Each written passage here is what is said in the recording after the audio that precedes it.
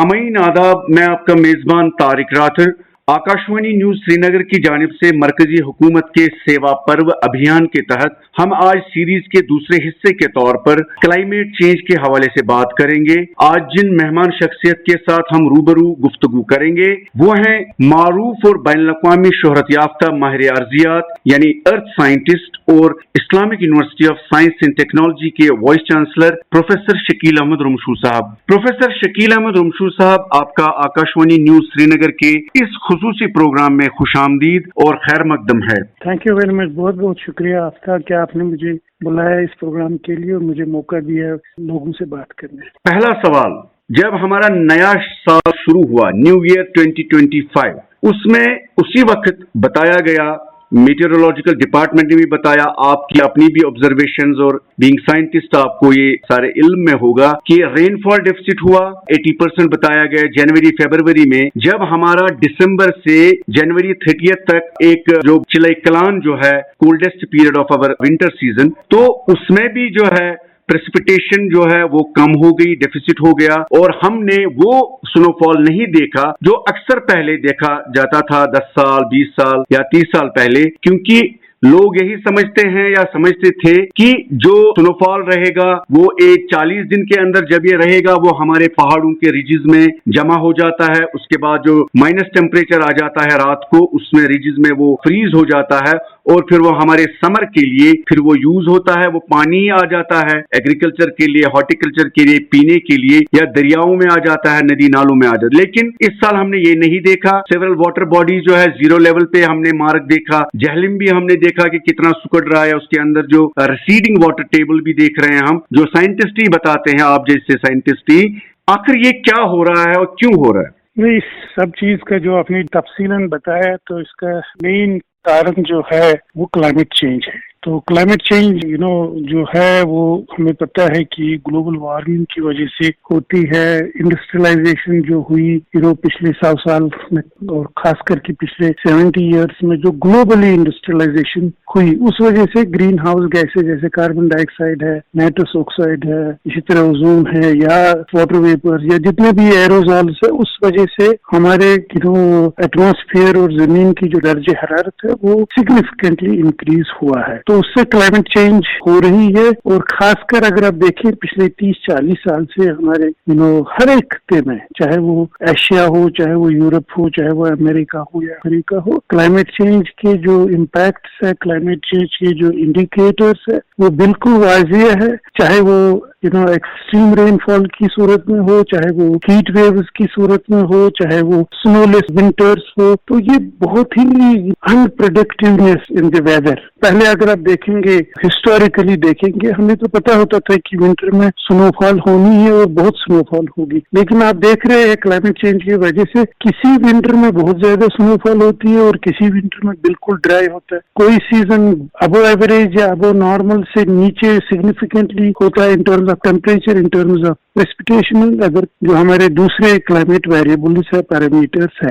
इस वजह से ये जो अनप्रेडिक्टिवनेस इन द वेदर, जो हिस्टोरिकल जो हमारा वेदर रहा है, उससे हट के जो हम देख रहे हैं कि एक साल एक टाइप ऑफ वेदर और दूसरे साल दूसरे टाइप ऑफ वेदर, तो दिस इज क्लाइमेट चेंज। और इसका जो जब ये खासकर जब हम क्लाइमेट एक्सट्रीम जैसे अपने जम्मू कश्मीर, हिमाचल में या उत्तराखंड में या बहुत से हिमालयन स्टेट्स में हमने रिसेंटली देखा अनप्रेसिडेंटेड हाई इंटेंसिटी रेनफॉल हुई, या 2014 में जो कश्मीर में सैलाब आया वो भी अनप्रेसिडेंटेड एक्सट्रीम रेनफॉल की वजह से हुआ। उनकी फ्रीक्वेंसी बढ़ गई all over the Himalayas, all over the world. तो वजह से आप देख लीजिए, मुझे लगता है हर एक सेक्टर ऑफ इकोनॉमी, चाहे हम देखें एग्रीकल्चर हो, हॉर्टिकल्चर हो, वाटर रिसोर्सेज हो, तो मेरे ख्याल से ह्यूमन लाइफ का हर एक एस्पेक्ट ऑफ ह्यूमन लाइफ जो है वो एडवर्सली इम्पैक्ट हो रहा है।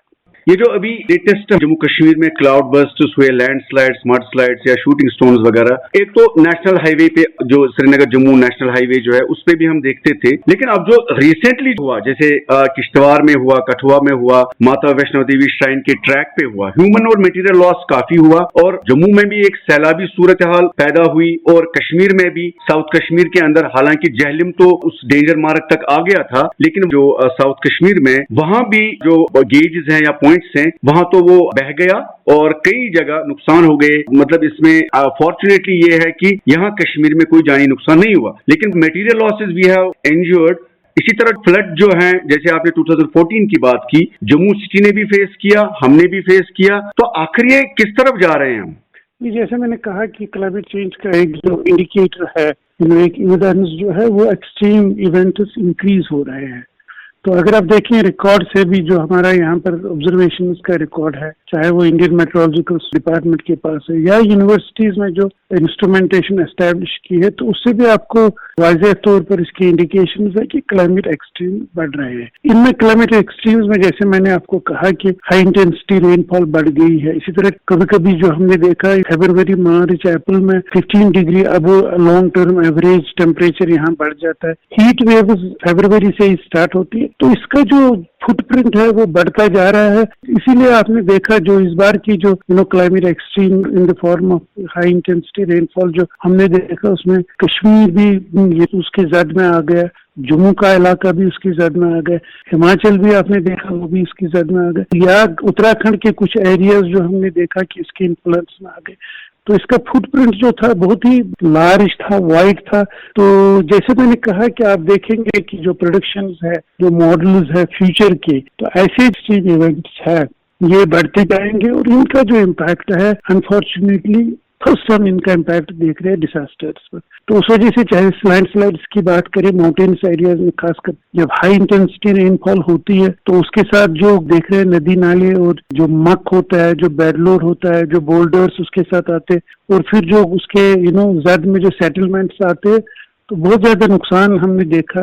किश्तवाड़ में देखा, उत्तराखंड में देखा, हिमाचल प्रदेश में भी हमने देखा, बहुत जगहों पर देखा। इसी तरह सारा जब ये पानी नीचे आता है, plain areas like Kashmir valley बड़े फ्लैट टेरिटरी है, तो वहां पर आप सैलाबी सूरत हाल देखते हैं। या जम्मू में जैसे आपने देखा बहुत ही high intensity high gradient floods आपने देखे, या और भी जो डिजास्टर्स इसके रिलेटेड है। तो ये विंटर में हम फ्रीक्वेंसी ऑफ एवलांचेस ज्यादा देखते हैं, लैंडस्लाइड ज्यादा देखते हैं। तो ये इसके इन्फ्लुएंसेस है, इसके इम्पैक्ट्स है। मुझे लगता है कि हर एक जगह, चाहे वो जम्मू कश्मीर हो, चाहे वो हिमालयस हो, या मुल्क के दूसरे रीजन हो, पेनिनसुलर इंडिया हो, तो हर जगह हम क्लाइमेट एक्सट्रीम्स का इम्पैक्ट देख रहे हैं। तो बहुत सीरियसली हमें इसको लेना चाहिए, गवर्नमेंट को, एकेडेमिया को, जनरल पब्लिक को, और मिलजुल के जो भी हमें यहाँ अवेलेबल नॉलेज है साइंस के हवाले से, उसको यूज करना होगा basically to address this issue. हम इसको रोक नहीं सकते, लेकिन डेफिनेटली हम इसके इम्पैक्ट्स को कम कर सकते हैं। इसके losses, human losses,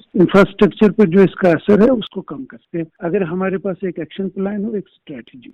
sir, government level पे जैसे आपने गवर्नमेंट की बात की, तो यहाँ जम्मू कश्मीर में या इवन सेंट्रल लेवल पे, सेंट्रल गवर्नमेंट लेवल पे भी वहां से पॉलिसीज, प्रोग्राम्स, जाहिर है you are well aware about all these framework.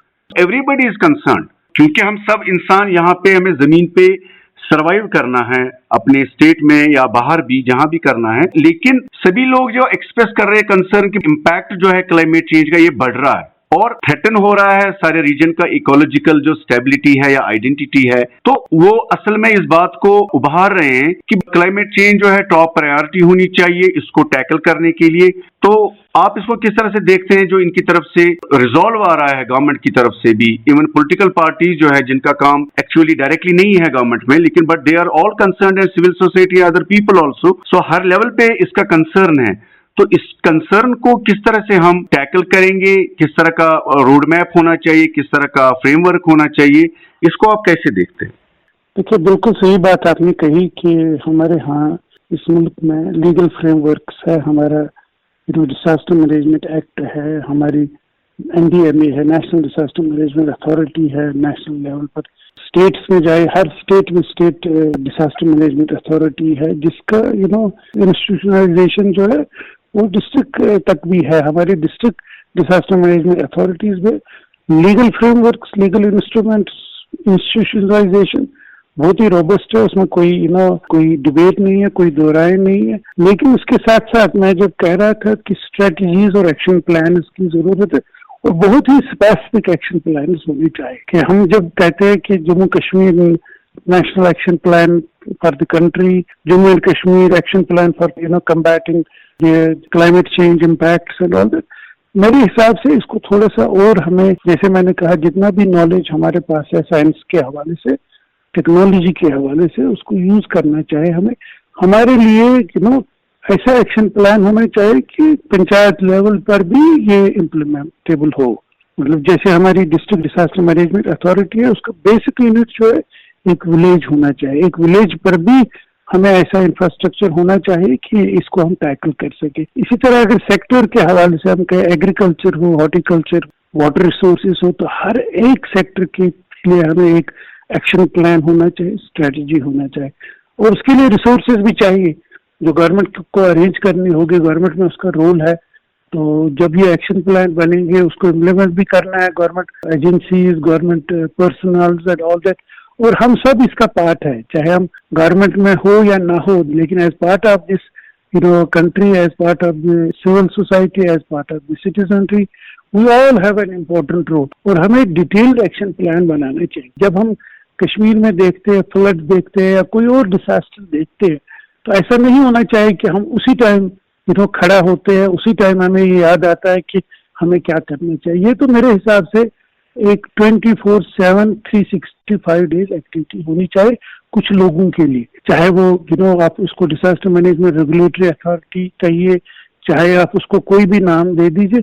मुझे लगता है एक गवर्नमेंट को इस हवाले से, कुछ गवर्नेंस के हवाले से, इंस्टीट्यूशनलाइजेशन के हवाले से कुछ ऐसे स्टेप्स लेने चाहिए कि ये एक कंसर्न जो सोसाइटी का है, जैसे आपने कहा, हर एक सेगमेंट ऑफ द सोसाइटी, चाहे वो गवर्नमेंट हो, चाहे वो हमारे सिविल सोसाइटी हो, चाहे हमारे पॉलिटिकल पार्टीज हो, हर एक तो इसके लिए एम्फेसाइज कर रहा है कि इसके लिए कुछ करना चाहिए हम सबको। तो इसीलिए मैं कहता हूँ कि ऐसे एक्शन प्लान बनाने चाहिए जो बिल्कुल वर्केबल हो, एक्शनेबल हो, और रिसोर्सेज हो हमारे लिए, और कोई इंस्टीट्यूशन, कोई एजेंसी जो 24/7 365 डेज इस पर काम करे।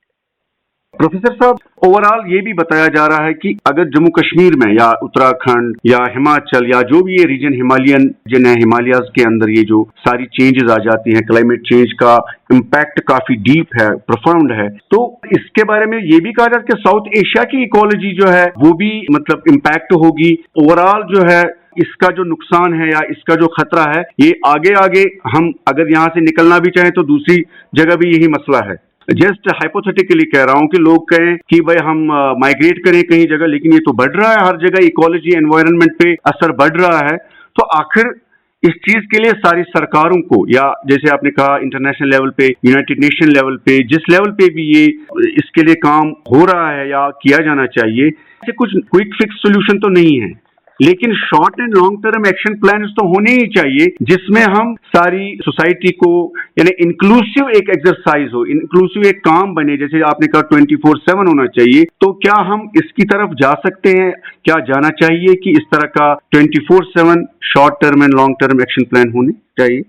अगर आप देखें कि ग्लोबली यूनाइटेड नेशंस ने एक सर्वे की और लोगों से पूछा, ऑल ओवर द वर्ल्ड, बहुत बड़ा एक सैंपल उन्होंने लिया और उनसे पूछा कि आप ह्यूमैनिटीज को जो मेजर थ्रेट्स है तो वो आप आइडेंटिफाई कर लीजिए। तो उसमें जो नंबर 1 थ्रेट आइडेंटिफाई किया गया वो क्लाइमेट चेंज है, क्योंकि उसका फुटप्रिंट है, इट्स ग्लोबली हर, जैसे आपने कहा, कहीं तो लोगों ने कोशिश की कि वो जिसको हम कहते हैं क्लाइमेट माइग्रेशंस कहीं कहीं पर स्टार्ट हुई इनिशियली, तो लेकिन कहाँ जाएंगे लोग? ये बहुत ही डिफिकल्ट है कि कहीं पर कोई भी स्मॉल खत्ता जमीन का इससे बच जाए, तो ये बिल्कुल नामुमकिन है। तो इसलिए इसकी जो एक्शन प्लान, इस पे जो पॉलिसी मेकिंग होती है वो यूनाइटेड नेशंस लेवल पर ही होती है, क्योंकि क्लाइमेट चेंज एक ग्लोबल फिनोमेना है। हम कहेंगे कि कश्मीर में तो हमारी इंडस्ट्रीज ही नहीं है, तो फिर क्लाइमेट चेंज क्यों है? क्योंकि हम जब कहते हैं कि वेस्टर्न डिस्टर्बेंसेस से हमें रेनफॉल आता है, स्नो आता है, तो वो तो वेस्ट से ही आता है। इसलिए ये पोल्यूटेंट से, ग्रीन हाउस गैसेज, ये सारा जो है it circulates all over the world. तो इसलिए हम कश्मीर में तो हम उतना रिस्पॉन्सिबल नहीं है क्लाइमेट चेंज के, बट जैसे मैं हमेशा कहता हूँ, we face the maximum impact of the climate change.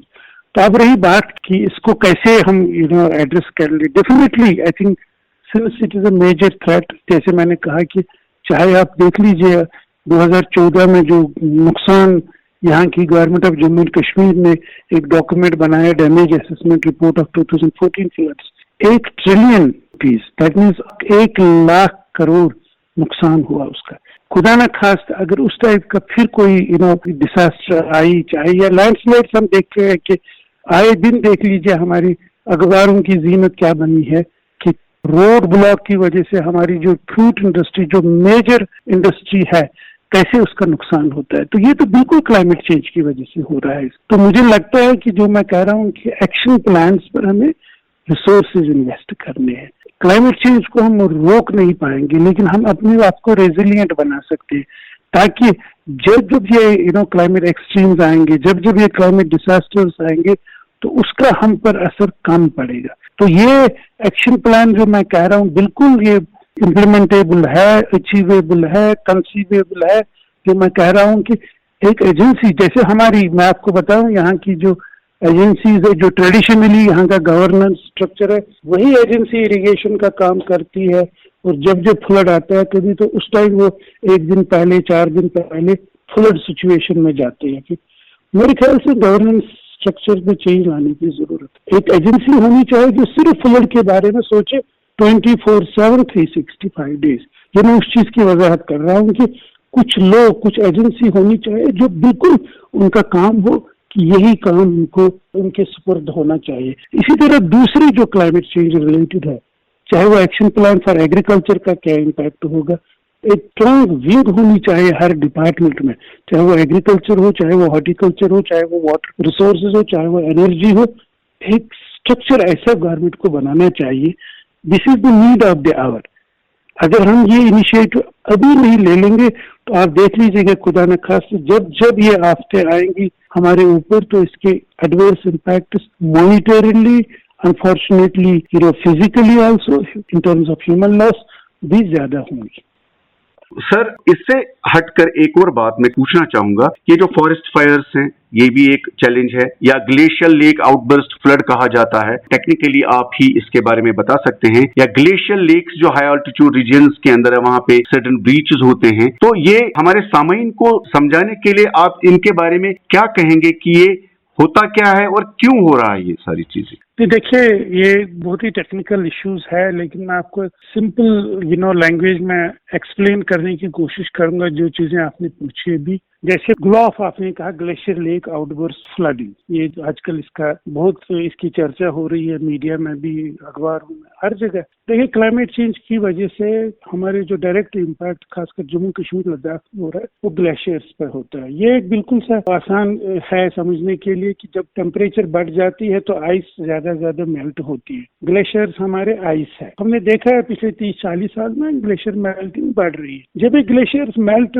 हो जाते हैं तो उनके बिल्कुल जो टर्मिनल एरिया होता है जहाँ से ग्लेशियर स्टार्ट होता है, ये जमा कहीं पर किसी ग्लेशियर में थोड़ा डिप्रेशन होता है, तो ये जो मेल्टिंग ग्लेशियर मेल्ट है ये वहां पर जमा हो जाता है। और हर साल क्योंकि मेल्टिंग बढ़ रही है तो ये जो लेक जो बनता है ग्लेशियर के सामने, ग्लेशियर टंग जिसको कहते हैं, टंग के सामने जो ग्लेशियर बनता है ये बढ़ता जा रहा है और कभी ये उस साइज तक पहुंच जाता है कि किसी भी कारण से ये ब्रीच हो सकता है, ये बर्स्ट हो सकता है। तो इसको इसलिए हम कहते हैं ग्लेशियर लेक आउटबर्स्ट फ्लडिंग। जब ये बर्स्ट होता है इसके बहुत से रीजंस होते हैं, एक रीजन नहीं है, हाई इंटेंसिटी रेनफॉल भी हो सकता है, अर्थक्वेक भी हो सकता है, लैंडस्लाइड भी हो सकता है, बहुत से ट्रिगरिंग मैकेनिज्म्स इसके होते हैं। लेकिन ट्रिगर तो बेसिक जो ग्लोफ का जो रीजन है फॉर्मेशन का, वो तो क्लाइमेट चेंज ही है। खुदा ना खास जब ये ग्लोफ, ये मान लीजिए आप एक लेक है डल लेक की तरह या वुलर की तरह या मानसबल की तरह एक लेक बन गया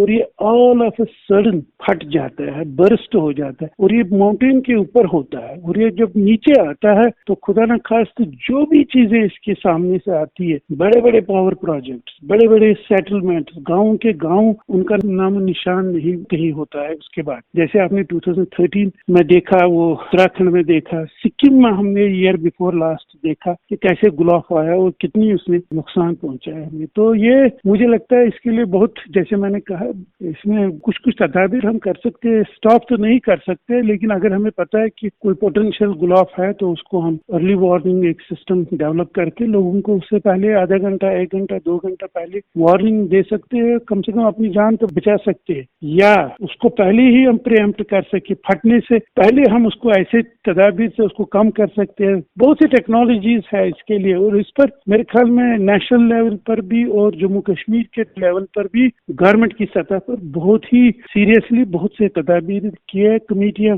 बनी है, उसका मैं भी मेंबर हूँ, स्ट्रेटजीज बनी है। I think government of India, government of Jammu and Kashmir is aware. Professor साहब, क्योंकि आपने ये बात कही कि 24/7 कोई अथॉरिटी हो, 365 डेज काम करे, उनका काम सोचने का, रिसर्च का या एक्शन का सब उस अथॉरिटी के अंदर होना चाहिए, या जो भी नाम आपने कहा कि उसका दिया जाए सरकार की तरफ से, क्योंकि उनके गवर्नमेंट के रिसोर्सेज या गवर्नमेंट के इनिशिएटिव के बगैर ये तो आम लोगों के लेवल पे या सोसाइटी इस लेवल पे नहीं हो सकता। तो बहरहाल इसके लिए क्या आप समझते हैं कि जम्मू कश्मीर के पास या जम्मू कश्मीर से बाहर भी जो रिक्वायरमेंट होगी, जैसे ह्यूमन रिसोर्स, टेक्निकल रिसोर्स या टेक्नोलॉजी जो रिक्वायरमेंट है, जो साइंटिस्ट इसके लिए रिक्वायरमेंट है, या इसके लिए जो बुनियादी जो है इंफ्रास्ट्रक्चर, क्या उसमें हम इतने मतलब स्ट्रांग हैं या इतनी हमारी कैपेसिटी बन रही है या बनेगी कि यही जम्मू कश्मीर से शुरू करके इस अथॉरिटी या इस काम को हम आगे ले जा सकें, या इस सिलसिले में क्या कोई ऐसे काम हो रहे हैं, ऐसे इनिशिएटिव्स लिए जा रहे हैं ताकि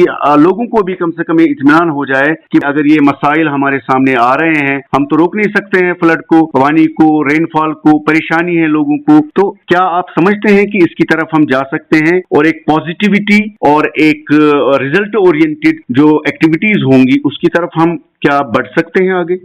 ये बिल्कुल सही बात है कि गवर्नमेंट का बहुत इम्पोर्टेंट रोल बनता है इन सब चीज़ों में, खासकर जो नेचुरल डिजास्टर्स है या क्लाइमेट चेंज जैसे फिनोमिना है, उसको स्ट्रेटेजाइज करने के लिए, उस पर कुछ काम करने के लिए गवर्नमेंट का एक बहुत ही इम्पोर्टेंट रोल है। लेकिन उसका मतलब ये नहीं है कि हमारा हमारे जो दूसरे सेगमेंट्स ऑफ द सोसाइटी हो, चाहे वो एकेडेमिया हो, चाहे वो सिविल सोसाइटी हो, चाहे वो इंडिविजुअल्स हो या हमारे कम्युनिटीज हो, मेरे ख्याल में सबको इसमें एक इम्पोर्टेंट रोल बनता है। लेकिन अगर आप गवर्नमेंट के रेफरेंस से बात करेंगे तो नेशनली अगर आप देखें, एनडीएमए है, हर स्टेट्स को वो लिबरल फंडिंग दे रहे हैं to address some of the issues related to climate change and associated या कॉन्सिक्वेंट जो डिजास्टर्स है जिनकी हम बात कर रहे थे। इसी तरह स्टेट में भी एक स्टेट डिजास्टर डेवलपमेंट अथॉरिटी है जिसको हमारे यहाँ चीफ मिनिस्टर साहब हेड कर रहे हैं, डिस्ट्रिक्ट लेवल पर भी है, और रिसोर्सेज जो as far as financial resources are concerned, I think this globally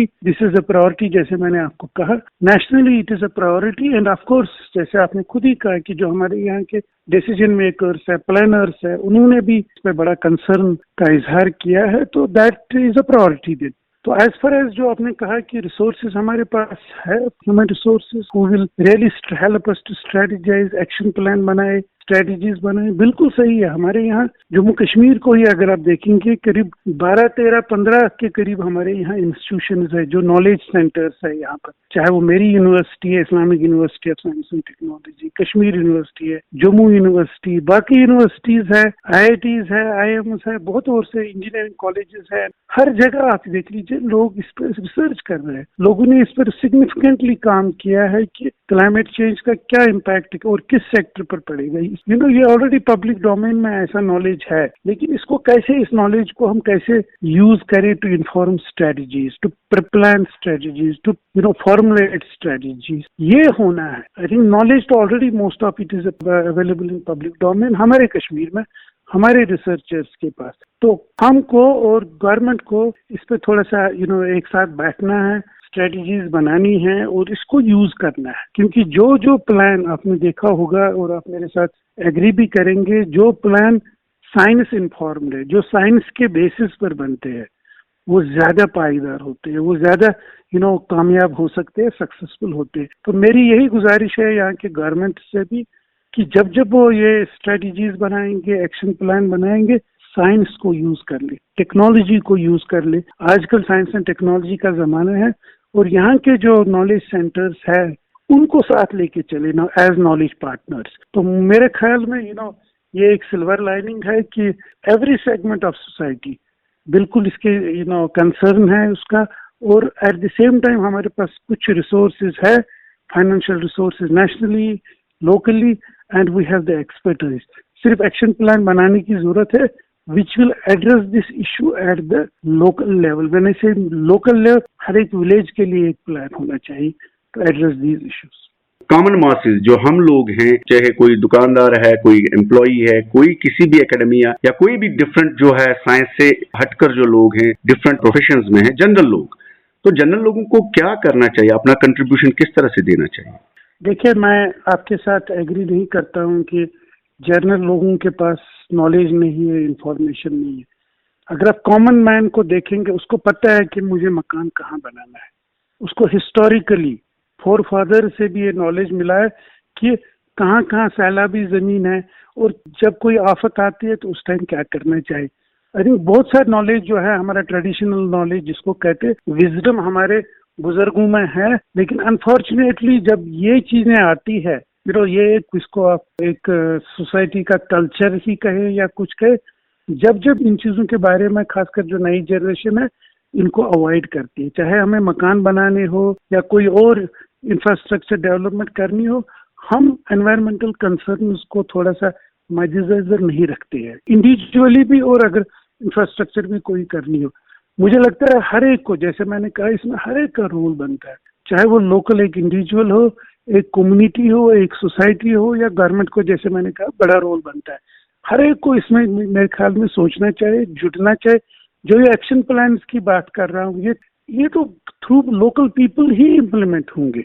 हमारे जो रूल्स बनते हैं, हमारे जो बायलॉज बनते हैं, वो तो लोगों के फायदे के लिए होते हैं, इसलिए लोगों को ही वो यूज चाहे वो बिल्डिंग बायलॉज है, हमें तो बिल्कुल लेटर एंड स्पिरिट में उनको इम्प्लीमेंट करना चाहिए। चाहे कल आएंगे हमारे लैंड यूज प्लान्स के हवाले से हमारे रूल्स आएंगे, हमारे डिजास्टर के हवाले से रूल्स रेगुलेशंस आएंगे, मुझे लगता है ये तभी एक्शन प्लान्स कामयाब होंगे जब हमारा आम आदमी जो बिल्कुल एट ग्रास रूट्स पर है, विलेज लेवल पर है, वो इसको इम्प्लीमेंट कर ले। मेरे ख्याल में हमारे लोकल कम्युनिटी और या जो आपने कहा अभी, जो हमारी लोकल पॉपुलेशन है, उनका तो इसमें बहुत ज्यादा इम्पोर्टेंट रोल बनता है। प्रोफेसर शकील अहमद रमशू साहब, आपका अपने मसरूफ शेड्यूल में से अवामी मफाद में कीमती वक्त निकालकर आकाशवाणी न्यूज श्रीनगर के इस खुसूसी प्रोग्राम में तशरीफ आवरी और शिरकत के लिए बहुत बहुत शुक्रिया। थैंक यू वेरी मच, बहुत बहुत शुक्रिया। इसके साथ ही आज का खुसूसी प्रोग्राम इख्तिताम पजीर होता है। आप अपनी आरा और तजावीज हमारे ईमेल radiokashmir@gmail.com पर भेज सकते हैं। मुझे अपने साथी news editor Ashfaq Ahmad Shah, recording Momineen Deewa Yusuf और जावेद अहमद वानी और एडिटिंग असिस्टेंट मीर हमीद के हमरा इजाजत दें। खुदा हाफिज।